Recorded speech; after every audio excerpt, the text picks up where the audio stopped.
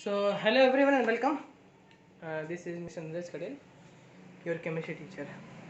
So, thank you students for joining. So, today, very interesting topic in organic chemistry we are going to discuss, right? And this is your electronics effects. Electronic effects in organic reactions. A very interesting topic. Or electronic displacements in covalent compounds also we can tell. So, some of the times in organic chemistry,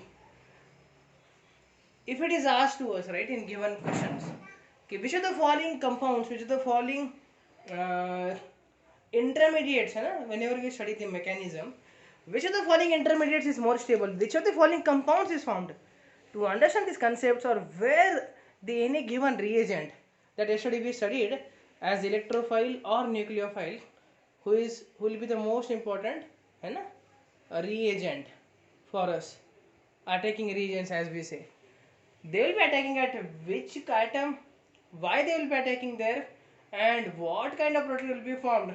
All these are based on these effects.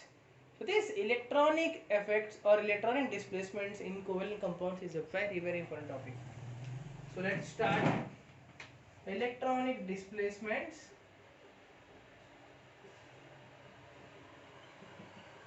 in covalent compounds.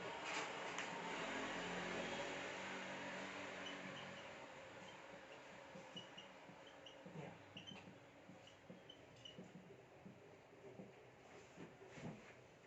So very first electronic displacements in covalent compound starts with the inductive effect, right? The electronic displacements in covalent compound are as follows. Inductive effect. Next one is your electromeric effect.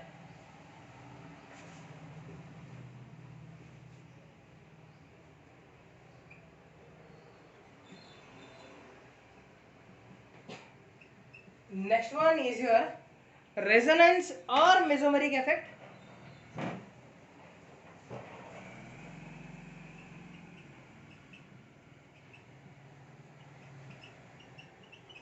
And finally, we have hyperconjugation, which is again a very beautiful concept here.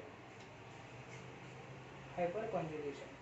These four effects are very beautiful, and as we have seen, good number of questions have been asked the previous years on these topics.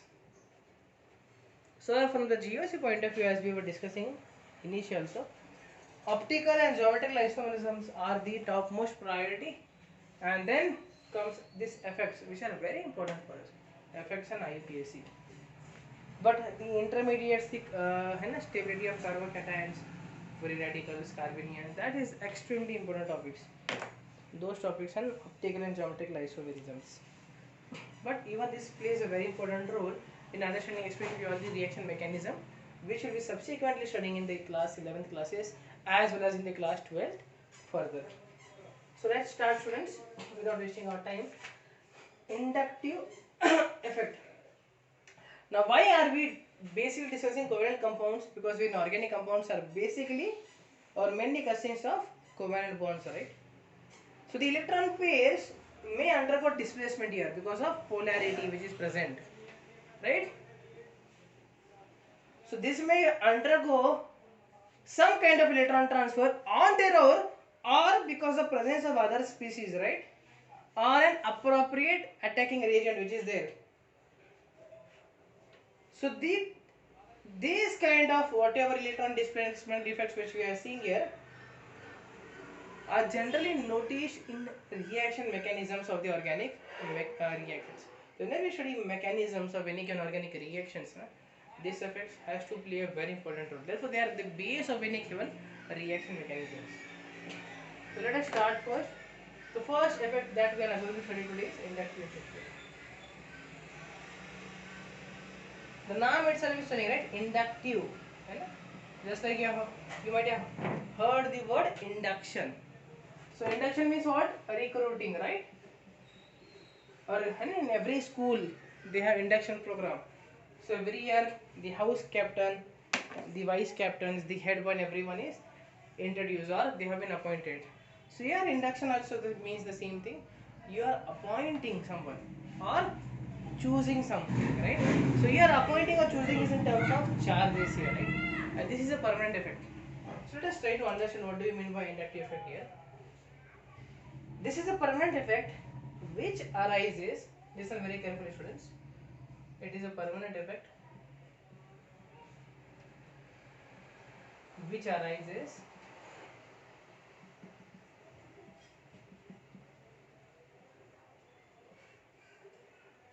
which arises whenever an electron withdrawing group is attached to a carbon atom. Whenever an electron withdrawing group and EWG. Here EWG refers to electron withdrawing group and EDG will refer to electron donating group.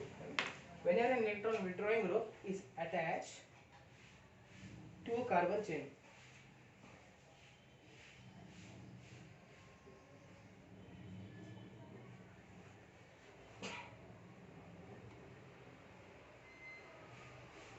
Let us see the carbon chain for that example and let us try to understand this logic here. For example, if I have a carbon chain of this kind, carbon, carbon, carbon, carbon, like a butane saturated carbon chain in a straight fashion, and if I attach a chlorine atom here, right? If I number for our reference purpose, this carbon has 1, this has 2, this has 3, this has 4. So chlorine is attached to carbon number 1 here. Now listen very carefully. We know chlorine has electronegativity value of almost 3 or 3.2 sometimes referred as, and carbon has 2.5.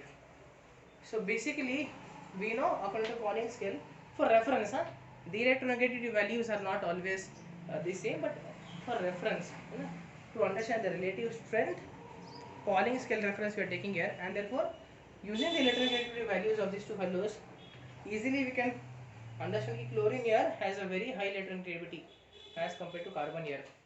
Therefore, what is going to happen? The sigma electrons of this CCl bond are more attracted or displaced towards the more electronegative atom chlorine here, right? So these electrons of this bond are pulled towards chlorine. So this is like electronegativity concept, right? The ability of an atom to pull the shared pair of electrons towards itself is known as electronegativity, correct? This kind of concept one here. So a chlorine atom is trying to pull the electron cloud towards itself because of its more electronegativity character, more electronegative character. What is going to happen as a result? Chlorine acquires a small negative charge, that is partial charge delta or dabba we say, and the carbon one acquires a partial positive charge, right? Now what happens? Now very beautiful concept here. See, this is a permanent effect, always this happens. Now this carbon is having a partial positive charge. Now this bond between this C1 and C2 is there, these two electrons. Now carbon will try to pull eventually those electron pair of the bond between C1 and C2 towards itself. Yeah.